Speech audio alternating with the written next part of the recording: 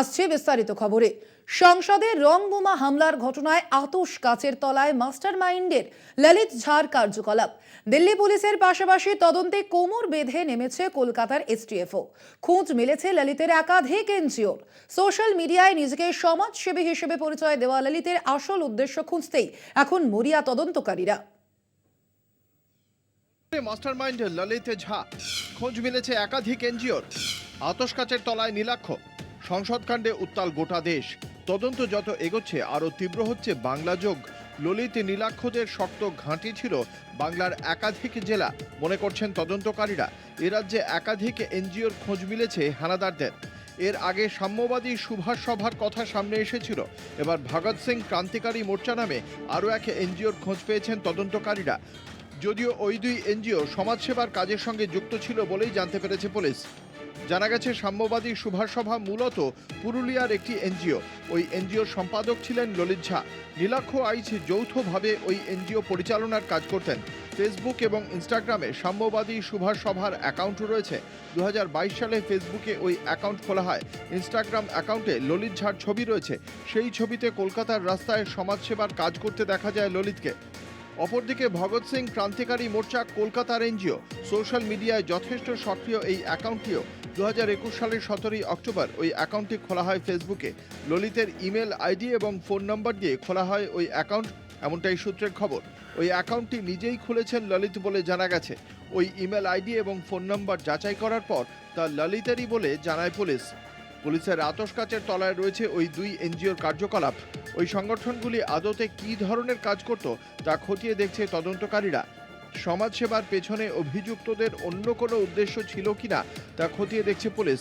হানাদারদের বাকি সদস্যদেরই বা কী ভূমিকা ছিল ওই এনজিওগুলিতে তা খতিয়ে দেখছে কলকাতা পুলিশের এসটিএফ। ভগৎ সিং ক্রান্তিকারী মোর্চার সঙ্গে আর কে কে জড়িয়ে রয়েছে তা খোঁজ করার চেষ্টা করছেন তদন্তকারীরা। পাশাপাশি ওই এনজিওর কোনো রেজিস্টার্ড অফিস আছে কিনা তাও খোঁজার চেষ্টা করছে পুলিশ। ওই ঘটনার সামনে আসার পর থেকেই ছেলেকে নিয়ে অথৈ জলে পড়েছেন ললিত ঝার বাবা। বাচ্চাদের পড়ানোর পাশাপাশি নিজেও পড়তেন বলেই জানত পরিবার। ललित बाबू ट्यूशन करते थे और कोचिंग सेंटर में भी पढ़ाते थे, ये कल पता चला है। उनके गिरफ्तार होने के बाद वो भी दूसरों से, ये मोबाइल हमारे नहीं है, बेटे लोग को तो है, हमारे नहीं है। তবে অভিযুক্তদের জিজ্ঞাসাবাদ করার পর চাঞ্চল্যকর তথ্য উঠে এসেছে দিল্লি পুলিশ সূত্রে। 13 ডিসেম্বর সংসদে হামলার দিন সংসদে তাণ্ডব চালানোর পর নিজেদের গায়ে আগুন লাগানোর পরিকল্পনা ছিল সাগর মনোরঞ্জনদের। সেই মতো নিজেদের গায়ে ফায়ার প্রুফ জেল লাগিয়ে এসেছিলেন রং হানাদাররা, কিন্তু শেষ মুহূর্তে সেই পরিকল্পনা বাতিল করেন তারা বলে জেরায় স্বীকার করেছেন তারা। তাই নিজেদের গায়ে আগুন লাগানোর পরিকল্পনা বাতিল করে শুধুমাত্র সংসদে প্যামফ্লেট ছড়িয়ে দিয়েই পালানোর চেষ্টা করেন সাগর মনোরঞ্জনরা। ওই ঘটনায় বিজেপি সাংসদ প্রতাপ সিনহার বয়ান রেকর্ড করার পরিকল্পনা রয়েছে বিশেষ তদন্তকারীদের। পাশাপাশি ঘটনার পুনর্নির্মাণ করার জন্য সংসদের অনুমতি চাইতে পারে দিল্লি পুলিশ বলে সূত্রের খবর। রিয়া মাঝির রিপোর্ট, কলকাতা টিভি। চা শ্রমিকের মৃত্যুর অভিযোগ। আলিপুরদুয়ারে ঢেকলাপাড়া চা বাগানের ঘটনা। অভিযোগ, অর্থের অভাবে হাসপাতালে নিয়ে যাওয়া সম্ভব হয়নি চা শ্রমিক সুশীল ওরাওকে। পরিবারের অভিযোগ, অ্যাম্বুলেন্স না পেয়ে শেষে বাড়িতে মৃত্যু হয় শ্রমিকের। অ্যাম্বুলেন্সের অভাবে শ্রমিকের মৃত্যু, অর্থের অভাবে হাসপাতালে নিয়ে যাওয়া সম্ভব হয়নি। হাসপাতালে ফোন করেও মেলেনি অ্যাম্বুলেন্স। আলিপুরদুয়ারের বীরপাড়ার বন্ধ ঢেকলাপাড়ার চা বাগানে ঘটল এই মর্মান্তিক ঘটনা। মৃত শ্রমিকের নাম সুশীল ওরাও। সে ঢেকলাপাড়ার চা বাগানের শ্রমিক। স্থানীয় সূত্রে জানা গেছে, আচমকাই অসুস্থ হয়ে পড়েন বাগানের শ্রমিক সুশীল ওরাও। গত 2 মাস ধরে মজুরি পাচ্ছেন না বাগানের শ্রমিকরা। ফলে অ্যাম্বুলেন্স অথবা গাড়ি ভাড়া করে হাসপাতালে যাবার মতো আর্থিক সঙ্গতি তাদের ছিল না। পরিবারের অভিযোগ, অ্যাম্বুলেন্স না পেয়ে শেষে বাড়িতেই মৃত্যু হয় শ্রমিকের। गाड़ी नहीं मिल रहा है, गाड़ी भी पैसा नहीं है, हमारा कहाँ से ले जाएगा? एम्बुलेंस बोला बागान में पेमेंट है? नहीं है बागान में पेमेंट 2 महीना से। बागान কিছু মিলে নাই, পেমেন্ট নাই, কি খাবে? অল্প অল্প খায়, বাগানে কাজে যায়, আচানক পড়ে গেছে, অল্প লাগিয়ে গেছে, হার্ট অ্যাটাক হয়ে গেছে আচমকা। হ্যাঁ, ডাক্তার অ্যাম্বুলেন্স বলাইতে সেই অ্যাম্বুলেন্স भी আসে নাই। हॉस्पिटल कैसे जाएगा? हम लोग का तो बगान बंद है, पैसा भी नहीं दे रहा है। এই বাগানে কিন্তু দেখা গেল চিকিৎসার অভাবে এক চা শ্রমিকের মৃত্যু হয়েছে। উল্লেখ্য, ঢেকলাপাড়া চা বাগান 2002 সালে বন্ধ হয়। তারপর 2005 সালে খুলে 6 মাস পর ফের বন্ধ হয়। 2023-এর মার্চে আবার খোলে। বাগান খুললেও 13ই নভেম্বর থেকে বেতন নেই। বেতন বকেয়া 45 দিনের। বাগানে ম্যানেজমেন্ট নেই বর্তমানে। নভেম্বরের মাঝামাঝি থেকে অচলাবস্থা চলছে বাগানে। বাগান কর্তৃপক্ষের চিকিৎসা পরিষেবা, অ্যাম্বুলেন্স পরিষেবা কিছুই নেই। উত্তরবঙ্গে চাবালয়ে শ্রমিক বিক্ষোভ নতুন নয়। বকেয়া বেতনের দাবি, পুজোর মুখে বোনাসের দাবিতে একাধিক বিক্ষোভ সংগঠিত হয়েছে। এবার অর্থের অভাবে শ্রমিক মৃত্যুতে উঠল বড়সড় প্রশ্ন। শ্রমিক মৃত্যু ইস্যুতে সরব বিজেপি বিধায়ক মনোজ টিগ্গা। কিছুদিন আগে আবার বাগানটা খুলেছে, শ্রমিকরা কাজ করছে কিন্তু কোনো বেতন পাচ্ছে না। আজকে 2 মাস ধরে শ্রমিকরা কাজ করে যাচ্ছে কিন্তু বেতনের কোনো বেতন পাচ্ছে না শ্রমিকরা। চলবে কি করে? আমরা দেখি যে মাননীয় মুখ্যমন্ত্রী বারবার উত্তরবঙ্গে আসেন, বলেন চা শ্রমিকদের জন্য বিভিন্ন ধরনের যোজনা ঘোষণা করেন, কিন্তু বাস্তবে যদি আমরা মাটিতে এসে দেখি, জমিতে এসে দেখি, কিন্তু সে ধরনের কোনো ব্যবস্থা নেই। বাগান মালিকের বিরুদ্ধে ক্ষোভে ফুঁসছে চা শ্রমিকের পরিবারগুলি। বাগান অধিগ্রহণের আর্জি জানিয়েছেন তারা। টাকা এই যে গোবিন্দ কালিয়ানি আমাদের মালিক শিলিগুড়ির, উনি আইসে বাগানটাকে খুললো ঠিকই আছে, কিন্তু চলে গেল 2 মাস ধরে এই যে টাকাটা আজকে পর্যন্ত এই যে আমাদের শ্রমিকগুলো যতই আছে এই যে 1 টাকাও পায় নাই, বেতন নাই, কিছু নাই, চিকিৎসা নাই। একটা মৃত্যু রেখে গেল অনেক প্রশ্ন। যদিও মুখ্যমন্ত্রী আশ্বাস দিয়েছেন 6টি চা বাগান অধিগ্রহণের। এখন মুখ্যমন্ত্রীর দিকেই তাকিয়ে চা শ্রমিকদের পরিবারগুলি। আলিপুরদুয়ারের ঢেকলাপাড়া চা বাগান থেকে অজয় শাহ, কলকাতা টিভি। এখন সময় একটা ছোট্ট বিরতির, ফিরছি আরো খবর নিয়ে জেলায় সারাদিনে। ফিরলাম বিরতির পর, আসছি খবরে। মোবাইলে লাইভ করতে করতে দ্রুত গতিতে বাইক চালাতে গিয়ে দুর্ঘটনায় মৃত্যু, আশঙ্কাজনক 2। মৃত যুবকের নাম নির্মল বৈরাগ্য, তেহট্ট থানার বেতাই বাজারের ঘটনা। ফেসবুক লাইভ কাড়ল প্রাণ। দুরন্ত গতিতে ছুটছিল বাইক, চালকের চোখ বন্ধুর ফেসবুক লাইভে, নিয়ন্ত্রণ হারিয়ে দুর্ঘটনায় মৃত্যু।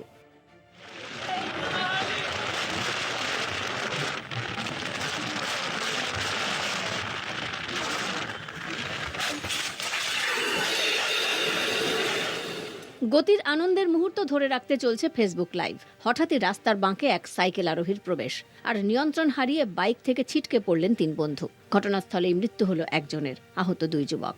আশঙ্কাজনক অবস্থায় তাদের ভর্তি করানো হয় হাসপাতালে। শনিবার নদিয়ার তেহট্ট থানার বেতাই বাজারের ঘটনা। প্রত্যক্ষদর্শীরা জানান, একই বাইকে চেপে 3 জন মোবাইলে লাইভ করতে করতে দ্রুত গতিতে আসছিলেন। বাইকে 3 জনের মাঝে বসে থাকা এক যুবক মোবাইল ক্যামেরায় লাইভ করছিলেন তাদের যাত্রা।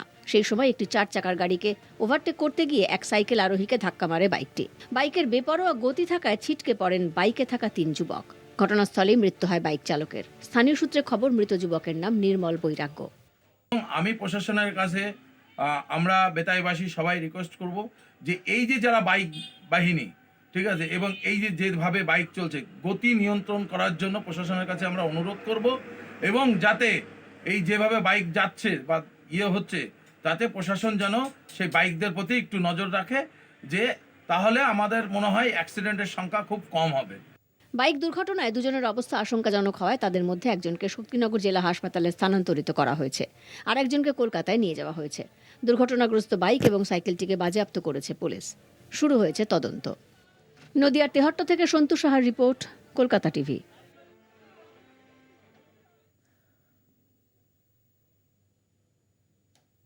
বাঁকুড়ার ইন্দাস রেলগেট থেকে চেকপোস্ট পর্যন্ত দীর্ঘ 5 কিলোমিটার রাস্তার বেহাল দশা, প্রতি মুহূর্তে দুর্ঘটনার আশঙ্কা। অভিযোগে হেলদোল নেই প্রশাসনের। রাস্তা সংস্কারের দাবি স্থানীয় থেকে পথ চলতি মানুষদের।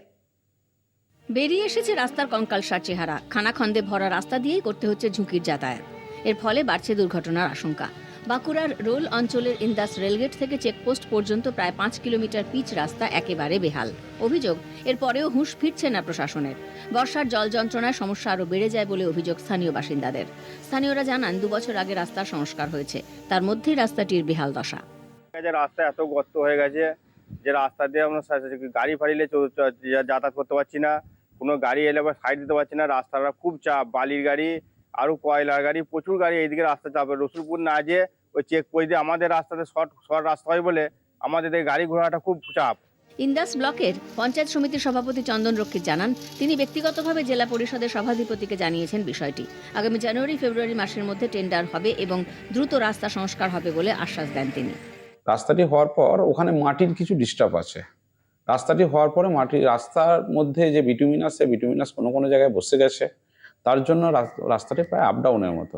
এখন রাস্তাটিকে নিয়ে বিভিন্নভাবে দরবার করা হয়েছে, নতুন বোর্ড গঠন হয়েছে জেলা পরিষদে, সভাধিপতি ম্যাডামকেও আমি এটা ব্যক্তিগতভাবে জানিয়েছি, আর আমাদের অফিসের এন্ড থেকেও তাকে একটা সাপ্লিমেন্টারি দেওয়া হয়েছে যে যাতে এই রাস্তাটি মেরামত করা হয় খুব দ্রুত, সম্ভবত হয়তো জানুয়ারি ফেব্রুয়ারির মধ্যেই এই রাস্তাটি নতুন করে একটি টেন্ডার হবে। রাস্তার বেহাল দশা নিয়ে শাসক দল তৃণমূল কংগ্রেসকে কটাক্ষ বিজেপির। বিষ্ণুপুর সাংগঠনিক জেলা বিজেপির মুখপাত্র দেবপ্রিয় বিশ্বাসের অভিযোগ, বিধায়ক ও সাংসদদের কাজ করতে দেয় না শাসক দল।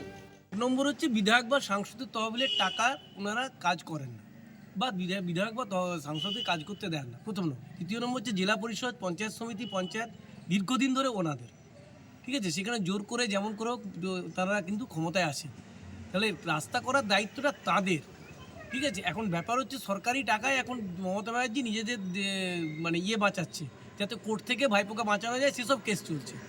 এখন কবে এই রাস্তা সংস্কারের উদ্যোগ নেয় প্রশাসন, সেদিকেই তাকিয়ে সাধারণ মানুষ। বাঁকুড়া থেকে সৈয়দ মফিজুল হুদার রিপোর্ট, কলকাতা টিভি। সময় একটা ছোট্ট বিরতির, সঙ্গে থাকুন। 1971-এর 16ই ডিসেম্বর জন্ম হয়েছিল এক নতুন ভূখণ্ডের, বাংলাদেশ। বাংলাদেশের বিজয় দিবসকে মনে রেখে প্রতি বছর এপার বাংলাতেও ধুমধাম করে পালিত হয় বিজয় দিবস। বহরমপুর ব্যারাক স্কোয়ার ময়দানে যখন পালিত হচ্ছে বিজয় দিবস, তখন মুর্শিদাবাদ মেডিকেল কলেজের ঘরে একরকম বন্দী হয়েই রয়েছেন বাংলাদেশের শান্তকুমার সিং। ফিরতে চাইছেন ঘরে। ট্রেনে সাফাইয়ের কাজ পেয়েছিলেন ওপার বাংলার পোরশার বাসিন্দা শান্তকুমার সিং। যেদিন প্রথম বাংলাদেশ থেকে এপার বাংলায় এসেছিলেন, তার পরের দিনই সাফাই করতে গিয়ে ট্রেন থেকে পড়ে যান শান্ত। লাইনের পাশের ক্ষেতে কাজ করছিলেন চাষিরা, তারাই শান্তকে তুলে মুর্শিদাবাদ মেডিকেল কলেজ হাসপাতালে ভর্তি করেন। তারপর থেকে কেটে গেছে 3 মাস, এখন সুস্থ শান্ত, তবে ফিরতে পারেননি নিজের দেশে। প্রতিবারের মতন এই 16ই ডিসেম্বরও মুর্শিদাবাদের বহরমপুর ব্যারাক স্কোয়ার ময়দানে পালিত হয় বিজয় দিবস। নাচে গানে বিজয় দিবস পালনের আয়োজনে কোনো ত্রুটি ছিল না, তবে শান্তকুমারকে ফেরাতে এতদিন কোনো উদ্যোগ চোখে পড়েনি। যদিও বিজয় দিবসে এক্স সার্ভিসম্যান ওয়েলফেয়ার সোসাইটির তরফে শান্তকে ঘরে ফেরানোর আশ্বাস দেওয়া হয়েছে। আমরা আপনার কাছে খোঁজটা পেলাম, আমরা এটা আমাদের মাধ্যমে খোঁজ নেব, আমাদের অনুষ্ঠানের পরে যদি কিছু হয় তাহলে আমরা দেখব, আমাদের পক্ষে যতটা করা সম্ভব ততটা আমরা করে নেব। খাগড়াঘাট স্টেশনের কাছে ট্রেন থেকে পড়ে গিয়েছিলেন শান্তকুমার। বাড়ির কথা, মা বাবা বোনের কথা সব মনে আছে শান্তর। শারীরিক ও মানসিকভাবে সম্পূর্ণ সুস্থ শান্ত বাড়ি ফিরতে চান। সব পুলিশ দাদারাই ধ্যান উঠে দিয়েছিল। কোথা থেকে কাজ পেয়েছিল? কোথা থেকে? হাওড়া না শিয়ালদা না কোথা থেকে? এটা হলো আপনার বর্ডার থেকে, এটা হিলি বর্ডার। হ্যাঁ, ওদিক দিয়ে আমি আমি রলে গাড়ি দেখে আসি। এখন বাড়ি যেতে চাইছো? বাসাতে যেতে হবে, কর্মটর্ম করে। কোথায়, খাগড়ায় না কোন ট্রেনে?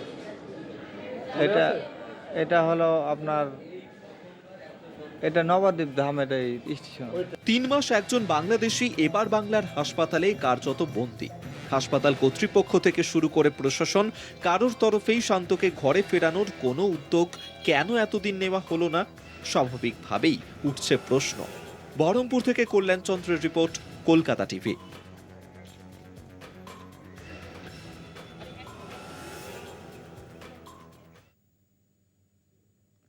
রাজ্য পর্যটন মানচিত্রে অতি জনপ্রিয় একটি নাম মুকুটমণিপুর।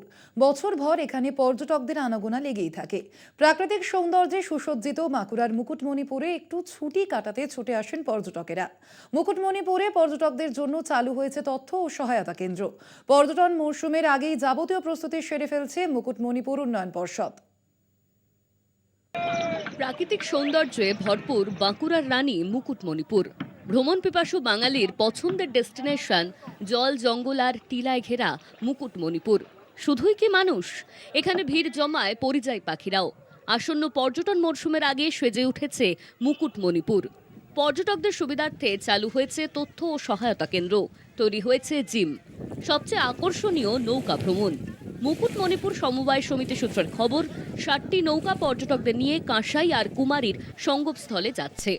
মেরামত চলছে, রিপার হচ্ছে আর কি, বছর একটা রিপার করতে হয়, প্রত্যেক নৌকোকে রিপার করা হচ্ছে, রং করা হচ্ছে, সিজন তো চলে আসলো, আজ মোটামুটি ডিসেম্বর পড়েই গেছে ধরুন।